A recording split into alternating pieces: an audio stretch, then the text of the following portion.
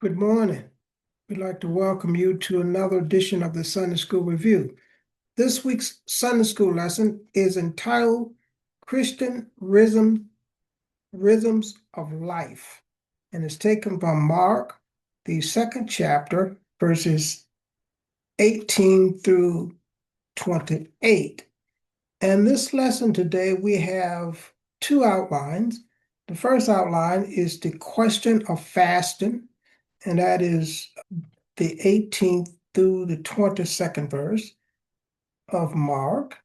And the second outline is the question of Sabbath, and that is the 23rd through the 28th verse of Mark. Now, Mark's gospel is believed to be one of the first gospels of the four gospels here. That is Matthew, Mark, Luke, and John.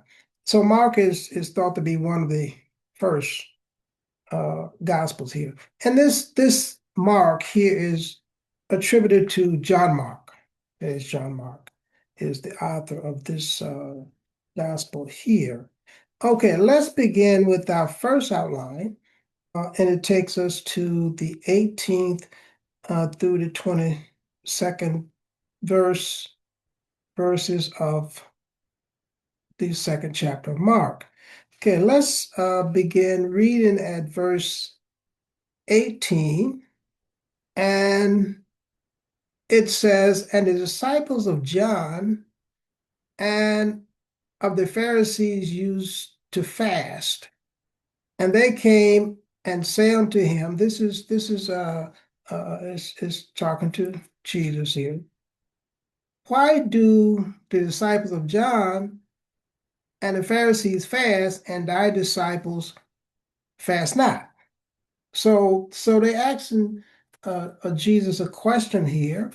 Say, why do John's disciples and the Pharisees fast, whereas your disciples do not? And in verse 19, that was a question that was posed to Jesus, and Jesus responded in verse 19, "And Jesus said unto them, Can the children of the bridegroom fast while the bridegroom is with them? As long as they have the bridegroom with them, they cannot fast." Let's read 20, and we'll read 21 as well. "But the day will come when the bridegroom shall be taken away from them, and they shall fast in those days." Okay, that's verses 18 through 20. Okay, let's go back and explore these verses here.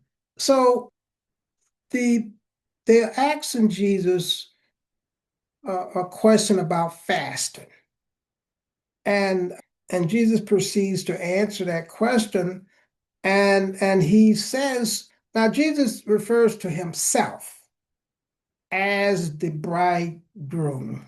Okay, well as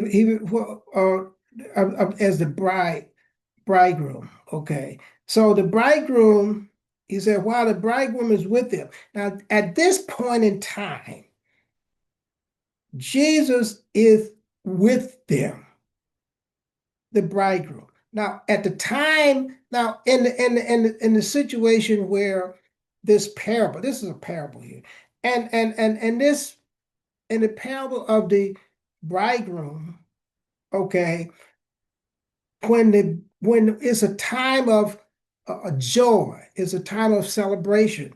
It's not a time of fasting. Now, Jesus is not condemning fasting in any way, but there's a time to fast. And we also read in verse 20 where it said, when the bridegroom is taken away, then they shall fast. But while the bridegroom is with the party, the wedded party is a time of joy. It's not a time of fasting.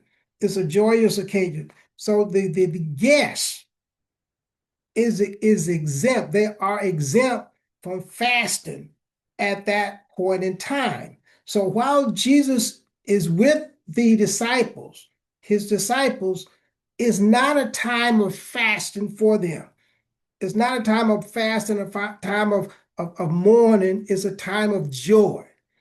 So, so long as, it says, so long as they have the bridegroom with them, that is Jesus with them, they cannot fast. They are exempt from fasting. It's not a time of fast. There's a time to fast, basically, and there's a time not to fast. This is not the time of fasting. They're exempt from fasting at this time because it's a time of joy, because the bridegroom, Jesus refers to himself as the bridegroom, is with them. He's currently with them. So it's not a time of fasting. It's a time of joy versus a time of mourning. But there will come a time of, but there in 20 says, but the days will come when the bridegroom is taken away, that is after his death. After Jesus' death, there will be a time to fast. So Jesus is in no wise condemning fasting. Just want to make that plain. He's not condemning fasting, but he's saying Jesus is the bridegroom, and while the bridegroom is with them, and that was the custom in that particular day, that while the bridegroom was with the wedding party, it was a time of joy, it was a time of celebration, it was not a time of fasting. It was not a time of fasting. And that is the reason why that the disciples were exempt from fasting, because it was not a time of mourning. As I said, there's a time to fast, and when he referred to it, it says, "But the day will come." This is verse 20. But the day will come when the bridegroom shall be taken away. That is after his death. Then from them, and then shall they fast in those days.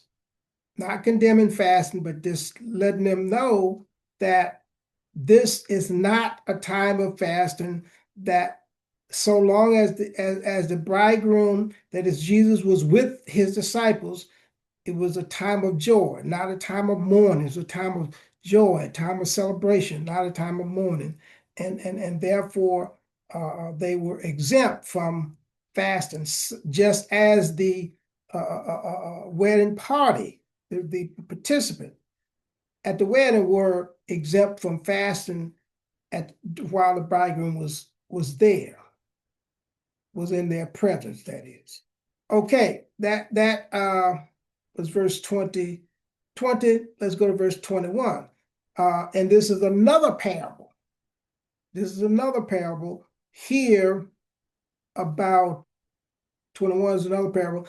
It says, "No man also sew a piece of new cloth on an old garment, else the new piece that fill it up taketh away from the old, and rent is made worse." In other words, the tear is made worse.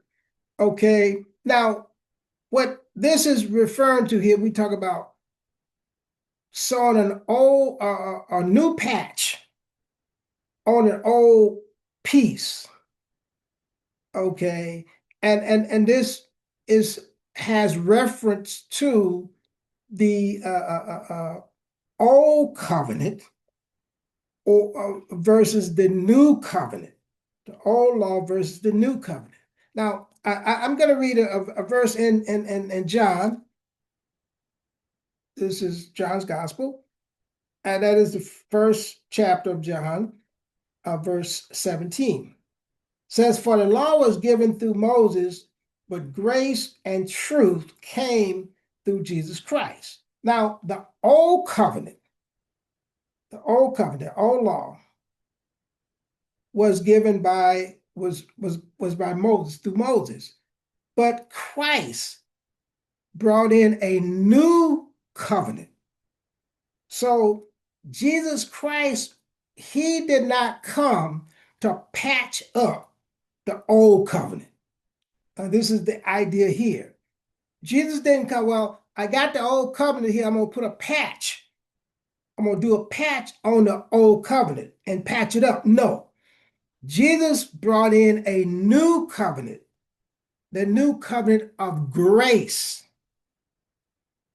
Okay, the old covenant did not contain the element of grace and mercy and compassion. It did not. And so, in other words, Jesus is not a patch on the old, but a new one. So the new covenant cannot be contained within the old covenant system. We have the old covenant system. We can't, in other words, retrofit. Okay, well, we're going to take the old covenant system and retrofit the new covenant inside of it. No, it can't be done. It's going to mess it up. So we're going to have to get rid of the old and usher in the new, because the new covenant contains grace, mercy, and compassion. That does not fit under the old covenant system. It's just like in our society back in the day. I studied law. Back in the day, they had the court of law and the court of equity. They were two separate courts. Two separate courts. That is, the court of law and the court of equity were two separate courts. Today, they are one. They are merged. They are merged. There's the court of law and the court of equity is merged. So, for example, if the law said if you drive on the sidewalk, you're going to be fined, point blank. That's it. So I drive on the sidewalk, and the reason that I drove onto the sidewalk was to avoid hitting a child. And I ran into a car. I ran into a brand new Mercedes or whatever, a luxury car, and tore it up. And according to the law, I violated the law because I drove onto the sidewalk. Now that's a man-made law, but my intent was to avoid injuring and possibly killing a child. So equity would say I'm excused from violating that law, but the court of law would say we have to fine you. We have to issue you a fine. Obviously that's a man-made rule, because it's not inherently wrong to drive on the sidewalk. It's only wrong to drive on the sidewalk because there's a law that says you can't do it, right? It's not inherently wrong. But according to the court of law, I would be issued a citation for violating that law, because the law, there's no exception in the law says, well, no. But the court of equity would exempt me from that citation because I was avoiding a greater evil, that is, injuring and possibly killing a child. Okay, that's what equity would say. That's what equity would say, and that's like grace. But the law is what it is. The law is just black and white. You drove on the sidewalk, you get a citation. That's point blank.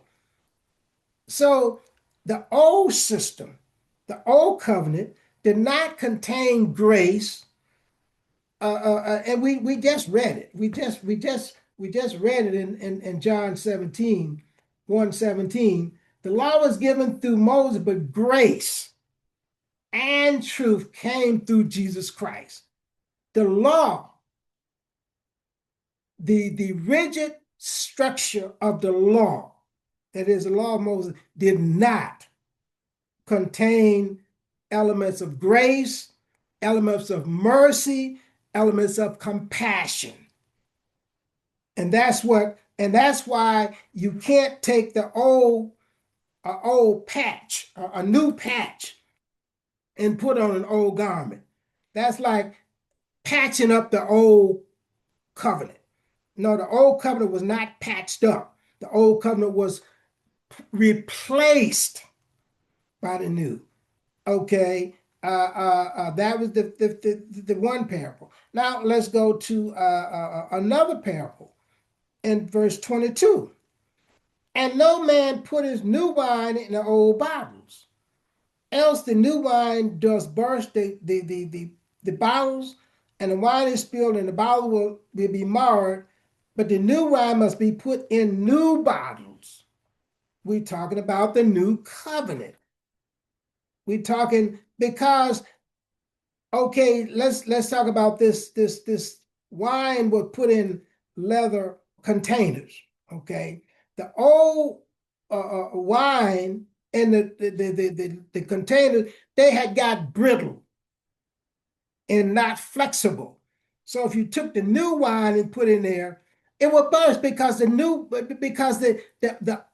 old skins was not flexible. So by the same token, the old law was not flexible, and we're gonna see that in the next outline when they talk when they accuse Jesus of harvesting on the Sabbath day. Okay, well that's the next outline. But let's talk about let's finish up talking about the new wine need to be put in new wineskins because the new wineskins give it that flexibility. As I said, the new covenant don't fit on in the framework that the old covenant came in. No, because it doesn't have that flexibility. And the Pharisees were so concerned about rule keeping that they missed the intent of the rules of the law, and they added additional requirements onto the law to make that made the law of none effect, or made the law made the law where it was distorted. All these added rules distorted the law, distorted the intent of the law. And we're going to see that, especially when we get into the next outline. But that was the whole thing. We take it talking about the new covenant that Jesus ushered in, because the old covenant was rule based, was all rule based, was not based on humanity, compassion, grace. It was just rule based. It didn't fit. It could not fit, and this in the covenant, this man-made rules, all these man-made rules. It couldn't fit in that structure. Okay, it needed to be flexible, and like I said, the old wine skins was not flexible enough to contain the new wine or the new covenant. Okay, that didn't fit. Okay, let's go to the second outline is, and then this is the question about the Sabbath. And starts at verse 23, and it's going to go until 28, but let's read 23. And it came to pass that when he went through the cornfield on the Sabbath day, now we're talking about the Sabbath. Okay, the Sabbath, the day of day set aside for rest and worship, the Sabbath. Okay, that was a day set aside for rest and worship, the Sabbath. Now he went through the cornfield on the Sabbath day, and the disciples began, as they went, to pluck ears of corn. And the Pharisees said unto him, Behold, why do they do on the Sabbath that which is unlawful? That is work. The Pharisees construed this as work or harvesting. Now the law said, I believe it's back in Deuteronomy. It said it forbid harvesting on the Sabbath. Now, let's think about this. What was the purpose? What was the reason for the Sabbath? What was the reason for creating the Sabbath? The reason for creating the Sabbath, as I said, was a day of rest and worship. Okay. For rest, it was to prevent, to give people a day of rest, not to work. Well, you got to work 7 days a week and make sure this field is harvested. So it gave people a day of rest and to rest and worship. And secondly, it was to prevent people from being too greedy. Well, you got a farmer. I'm gonna harvest every day. I'm gonna harvest till I can't harvest. I'm gonna harvest every day.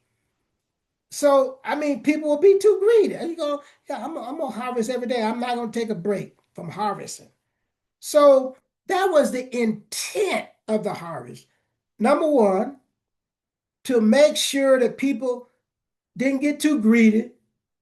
And number two, to make sure that individuals got a day of rest so they could rest and worship. That was the intent of the harvest. It was to harvest and not so the idea Jesus did it in another case where he was healing on the Sabbath, and he said, isn't it good to do good on the Sabbath? So the Sabbath was never meant to restrict people from showing mercy and compassion. Now, what was the reason that? Let's look at that. Let's talk about that. The reason why, and we're going to read 25, and then we're going to talk about it here. And he said unto them, this is Jesus, have you never read what David did when he had need and was hungry, and he and they that were with him? Okay, 26, how he went into the house of God on the day of Abiathar, the high priest, and he did eat the showbread, which is not lawful to eat, but for the priest, and he gave also to them which were with him. So we are talking about for food, a human need. If you want to construe it as harvesting, and really they were stretching to say it was harvesting, but they weren't harvesting in the true sense of the word, but they were satisfying their human needs. And what this is showing is we have this rule base that says you can't harvest on the Sabbath, and it's questionable that they were actually harvesting, that they were just getting something to eat. And clearly they was not harvesting for personal gain anyway. They were harvesting to fulfill their human needs. So here's the question. Does the ceremonial rule, that is not harvest on the Sabbath, does that take precedent over human needs? That is showing compassion. Okay, so basically what takes precedent? Well, the Pharisees were like, yeah, we got to uphold these rituals at all costs. Well, starve. That's a human need. And like I said, they wasn't plucking this corn for personal gain to go and sell it. They was personal, they was picking it for food, for human, to satisfy their hunger. So what Jesus is saying, these rigid rules that you got, all these rules about you can't do this, You can't show mercy. You can't lift a finger to help somebody. So what is that? You can't lift a finger to help somebody, because if you lift a finger to help somebody, that could be construed as work, and therefore you violating the Sabbath. What sense does that make? We're going to let somebody suffer. We're going to let a human suffer, a human starve, just to uphold a ritual. And that's what Jesus was saying. These rituals, these rules that you have distorted, you have added rules to them that distort the real intent. The real intent was not to it was not was to prevent greedy folks from harvesting every day of the week, to prevent people from being overworked.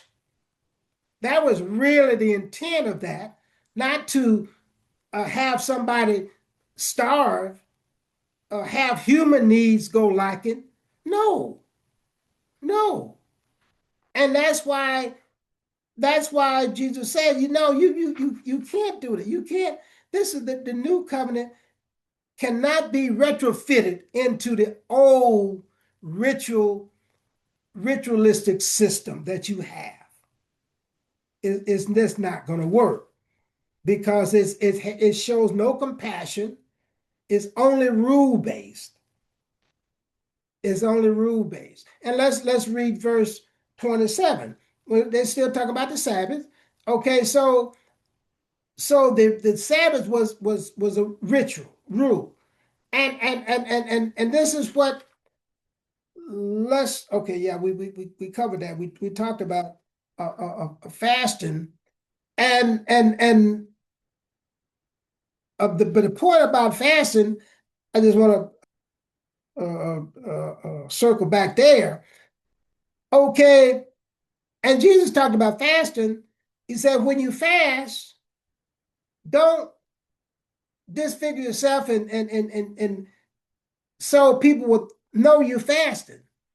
Okay, you're fasting. They were using fasting as a said, well, because I fast 3 days a week or 3 times a week, or I fast more than you, therefore I'm more spiritual than you are. They they weren't fasting. They were fasting to show themselves spiritual, to be more spiritual than somebody else. And they wanted to know, make themselves look, well, I'm fasting. I'm more spiritual. But now Jesus said, don't do that.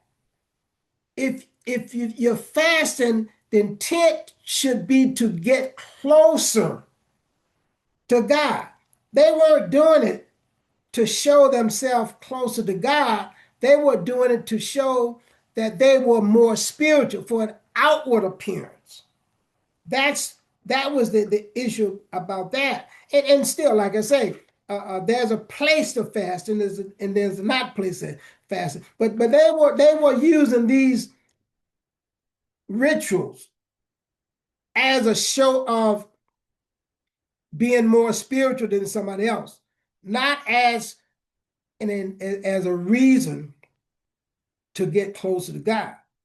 Okay, but to be seen as more spiritual than the next person because they fast more often or something of that nature.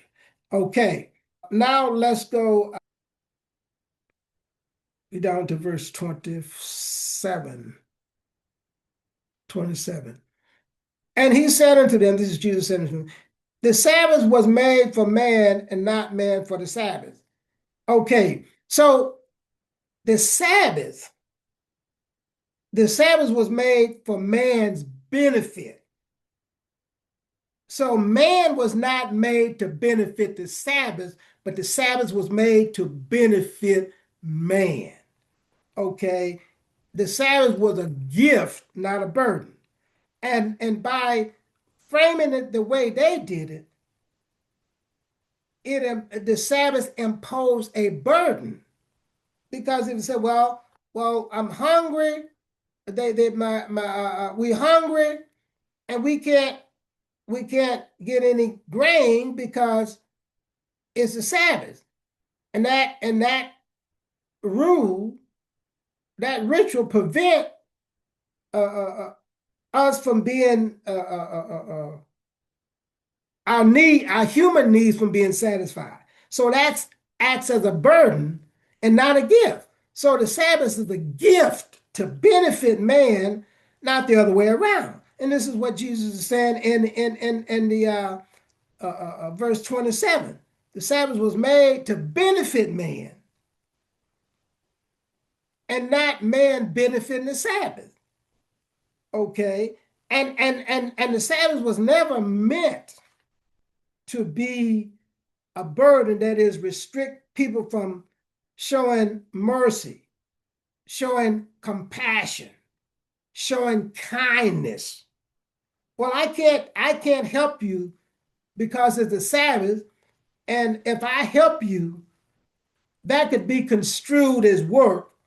Therefore, I'm violating the Sabbath. So you got to suffer. You got to suffer because it's the Sabbath. How is that a benefit? That's a burden. I'm in need.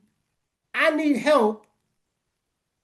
And you can't lift a finger to help me because it's a Sabbath. So I got to suffer because of this rule, this ritual. No. And this is what Jesus is saying, that the Sabbath was not to be meant to be a burden, but to benefit. And the Pharisees was using it as a burden versus being a benefit. And in verse 28, which is the last verse, therefore the Son of Man is Lord of the Sabbath. So is the whole thing is ultimately God is the one that decides how the law is applied. Okay, he's the one that, it's not the Pharisees that decide, well, the law should be applied this way. This is the way the law should be applied. So the purpose of the law was, and the original purpose was to benefit man, not the other way around. Not the law was created and man was created to benefit the law. No, no. So human needs, that is love, mercy, compassion, outweigh the rituals. And the Pharisees were very legalistic, very rule based. Okay, so the Jesus Christ came to free us from those laws, not to burden us with more laws. It's like, well, I come that you may be we be more burdened with more laws. No, I came to that you may have liberty, that you may have joy. Okay, that's why I came. That's why he responded when they asked him about fasting. Why do your disciples do not fast? They don't fast while I'm with them. I'm here to bring joy. I'm here to bring peace. But there will come a time. Fasting has its place, and there's a time of fast. Jesus even fasted. Jesus fasted for 40 days. Okay, so there's a time of fasting, yes. But while Jesus was with the disciples, there was not a time of fasting. But after his death, he said it. After I'm taken away, in verse 20, after I'm taken away, then shall they fast in those days. So yes, there is a time of fasting. There is a time of rest. So it's a balance. It's a balance. It's a time of resting and there's a time to fast. All of these things, there's a the proper balance, and it's to benefit humanity. It's to benefit humanity, not to burden humanity. Jesus came that you might have life, and that more abundant, not be burdened down with more and more restrictions. And that was the idea of the Pharisees. They added many rules in addition to the rules and laws were given in Deuteronomy. They added many rules to the fact that they distorted the original intent of those rules. And again, the old covenant, Jesus came to usher in a new covenant, and the new covenant could not fit under the rigid structure of the old covenant because it did not have the flexibility, again, like I say, of grace and mercy, compassion, kindness, gentleness. It did not have that. The law was very strict, rigid. It's black and white. And even in our society today, when they say the law, they say it's black and white. This is what it is. As I said, the courts have to apply mercy or equity. Like I said, originally the law was divided. The court of law and the court of equity were separate, and they are merged. And equity means the issue of fairness. The fact, like example I use, where I drove on the sidewalk. The law says I get a fine. That's what the law says. The law didn't have no exception of well, what was your intent? My intent was to avoid a greater danger of injuring or possibly killing a child. The law didn't make an exception. It didn't recognize that. I would have to be fined. But the court of equity would step in and say, you are exempt from that rule. And that's our lesson today. The lesson is really talking about Christians' way of life. And it's showing you that the rigid rules of the Old Testament, of the Old Covenant, does not fit the New Covenant rules of love, grace, and human dignity. We'd like to thank you for watching. We ask you to join us next week for another edition of the Sunday School Review. Thank you.